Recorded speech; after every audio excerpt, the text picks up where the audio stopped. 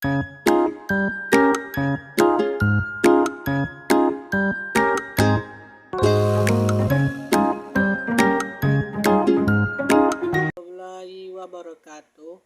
Perkenalkan, nama saya Sahrul Sidi dari kelas 4A dengan jurusan PGSD. Baiklah, saya akan membahas tentang teori belajar sosial dan teknik keterampilan dalam mengajar. Yang pertama, teori belajar sosial. Teori belajar sosial adalah pembelajaran yang memanfaatkan teori belajar sosial. Artinya, dalam melakukan pembelajaran, guru menggunakan observasi. Adapun contoh sederhana penerapan teori belajar sosial pada perkembangan anak yaitu seseorang anak cenderung meniru perilaku orang tuanya karena ia melihat perilaku tersebut setiap hari secara berulang-ulang. Hal itu bisa diterapkan di pembelajaran sehari-hari, di mana guru menjadi model percontohan bagi peserta didiknya. Ketika seseorang anak memperhatikan perilaku orang tuanya setiap hari, seperti pergi ke kantor, menjalani hobi, atau menolong orang yang membutuhkan, anak kemungkinan dapat meniru perilaku positif tersebut. Menurut para ahli teori belajar, yang pertama menurut Ilham, yaitu proses belajar seseorang akan lebih banyak melalui proses pengamatan terhadap situasi dan kondisi lingkungannya. Yang kedua, menurut Abu Ahmadi, belajar merupakan proses di mana tingkah laku ditimbulkan atau diubah melalui latihan pengalaman. Fase-fase yang harus dilalui untuk menerapkan teori pembelajaran sosial. Yang pertama, fase perhatian. Fase perhatian ini peserta didik akan memperhatikan model atau sesuatu yang mereka observasi.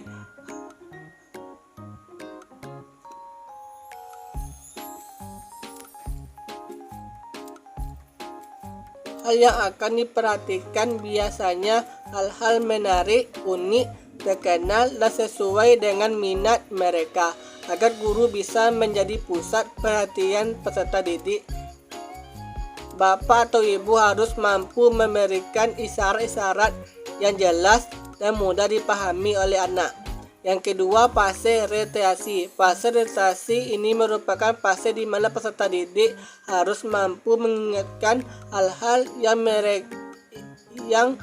sudah mereka amati. Melalui pengamatan itu, diharapkan mereka mampu belajar dan mendapatkan hasil yang baik. Yang ketiga, fase reprodukasi. Fase reprodukasi ini terjadi umpama baliknya, yang nantinya bisa mengarahkan peserta didik pada perilaku yang diinginkan. Umpamanya balik tidak hanya ditunjuk bagi hal-hal yang sudah benar, melainkan hal-hal yang tidak benar. Guru harus memberi masuk atau nasihat atas perilaku yang salah atau kurang baik peserta didiknya sebelum perilaku tersebut tumbuh menjadi kebiasaan. Jika berhasil menerapkan hal-hal itu, maka guru sudah menjalankan pembelajaran yang terbaik. Yang keempat, fase motivasi. Fase motivasi merupakan fase yang terakhir yang menandai keberhasilan teori pembelajaran sosial. Pada fase ini, peserta didik akan meniru hal-hal berkesan dan pengamatan yang mereka lakukan. Karakteristik yang dalam pembelajaran modeling sosial. Yang pertama, unsur pembelajaran utama ialah perhatian dan peniruan. Yang kedua, tingkah laku model boleh dipelajari melalui bahasa, teladan, dan nilai. Tiga, pembelajaran meniru suatu kemampuan dari kecakapan yang didemonifikasikan guru sebagai model. 4. Pembelajaran memperoleh kemampuan jika memperoleh kepuasan dan penguatan yang positif. Yang kelima, proses pembelajaran meliputi perhatian, meningkatkan peniruan dengan tingkah laku atau timbal balik yang sesuai, di akhir dengan penguatan. Teknik keterampilan dalam mengajar. Teknik pembelajaran adalah cara dilakukan oleh guru melaksanakan kegiatan belajar mengajar untuk dapat memperoleh hasil yang optimal. Teknik pembelajaran ditentukan berdasarkan metode yang digunakan, dan metode ini susunan berdasarkan pendekatan yang dianut. Pendekatan menjadi dasar penentuan metode. Oleh karena itu, teknik bersifat pelaksanaan mengajar. Jika kita perhatikan guru yang sedang mengajar di kelas, yang tampaknya pada kegiatan mengajar, pada kenyataannya dewasa ini banyak para guru yang mengajar dengan pola tradisional dan modern. Keterampilan yang sangat mendasarkan ini bagi seorang guru sangatlah penting karena mengangkut pencapaian tujuan pembelajaran keterampilan mengajar. Menurut para ahli, teknik keterampilan mengajar adalah, menurut Mulyanto 2014, adalah keterampilan mengajar merupakan keterampilan yang harus dimiliki oleh guru untuk mentransfer pengetahuan, keterampilan, sikap dan nilai kepada siswa dalam proses pembelajaran. Ada 8 teknik keterampilan dalam mengajar. Yang pertama, keterampilan bertanya. Pada hakikatnya, melalui bertanya kita akan mengetahui dan mendapatkan informasi tentang apa saja yang diinginkan kita ketahui. Dengan proses pembelajaran mereka, kegiatan bertanya jawab antara guru dengan siswa, antar siswa ini menunjukkan adanya interaksi di kelas. Tujuan mengajukan pertanyaan antara lain: yang pertama, menimbulkan rasa ketahuan; yang kedua, merangsang fungsi berpikir; yang ketiga, mengembangkan keterampilan berpikir; yang keempat, memfokuskan perhatian siswa; yang kelima, merangsang terjadinya diskusi,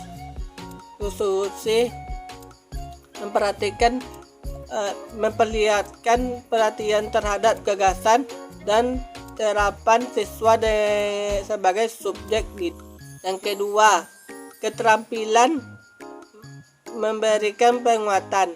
Penguatan adalah respon terhadap suatu perilaku yang dapat meningkatkan kemungkinan berulang kembali perilaku itu. Teknik pemberian penguatan dalam kegiatan pembelajaran dapat dilakukan secara variabel dengan non-variabel. Penguatan variabel merupakan penghargaan yang dinyatakan dengan lisan, sedangkan penguatan non-variabel dinyatakan dengan mimik, gerak tubuh, pemberian sesuatu, dan lain-lainnya. Yang ketiga, keterampilan mengadai variasi. Dalam kegiatan pembelajaran, pengertian variasi menunjukkan pada tingkatan dengan pembuatan guru yang disengaja ataupun secara spontan yang dimasukkan dengan mengacu dan mengikat perhatian siswa selama pembelajaran berlangsung. Tujuan utama guru mengadakan variasi dalam kegiatan pembelajaran untuk mengurangi kebosanan siswa sehingga perhatian mereka terpusat pada pembelajaran. Komponen-komponen keterampilan mengadai variasi keterampilan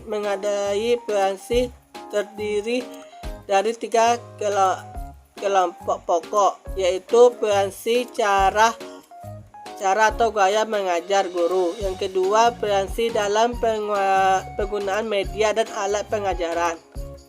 Yang ketiga, variasi pola interaksi dengan kegiatan siswa.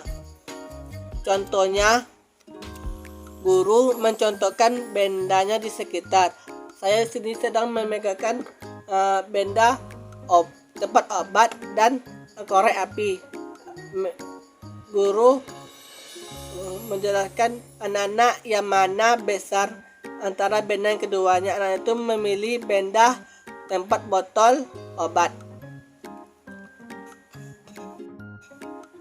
Yang keempat, keterampilan menjelaskan. Yang dimaksud dengan keterampilan menjelaskan adalah penyaji informasi secara lisan yang diorganisasikan secara sistematik untuk menunjukkan adanya hubungan yang satu dengan yang lain. Komponen keterampilan menjelaskan terbagi dua, yaitu merencanakan. Hal ini mencakup penganalisan masalah secara keseluruhan, penentuan jenis, hubungan dengan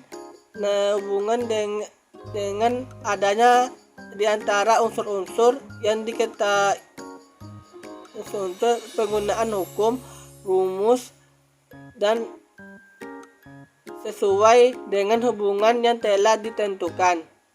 Yang kelima, keterampilan membuka dan menutup pembelajaran. Membuka pembelajaran.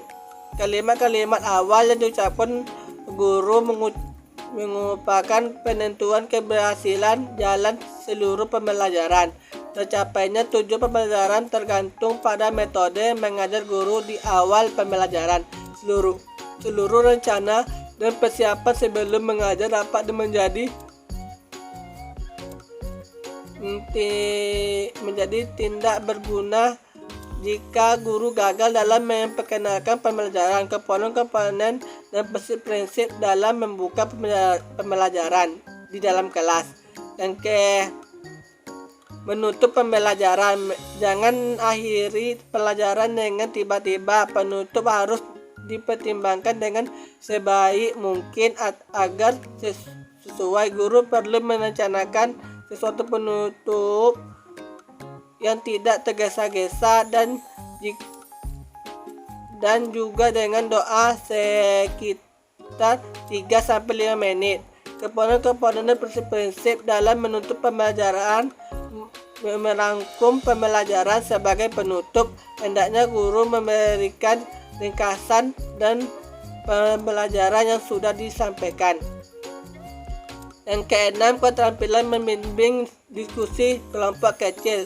Diskusi kelompok adalah suatu proses yang teratur yang melibatkan sekelompok orang dalam interaksi tatap muka dan informasi dengan berbagai pengalaman atau informasi, pengambilan kesimpulan atau pemecahan masalah. Yang ketujuh, keterampilan mengolah kelas. Mengolah kelas adalah keterampilan guru untuk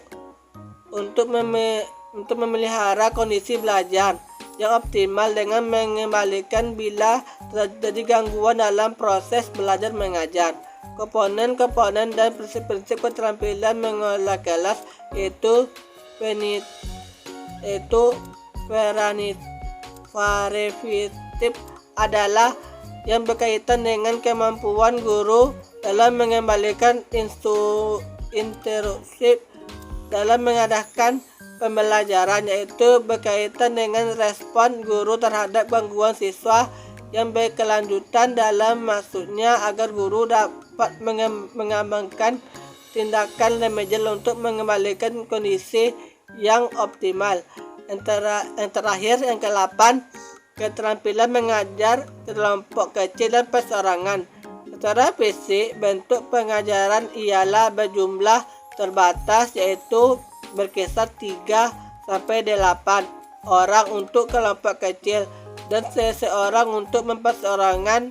Pembelajaran kelompok kecil dan perseorangan memungkinkan guru memberikan perhatian terhadap setiap siswa serta terjadinya hubungan yang lebih akrab antara guru siswa dengan siswa. Inilah yang dapat saya sampaikan tentang materi tersebut. Lebih kurangnya saya minta maaf. Assalamualaikum warahmatullahi wabarakatuh.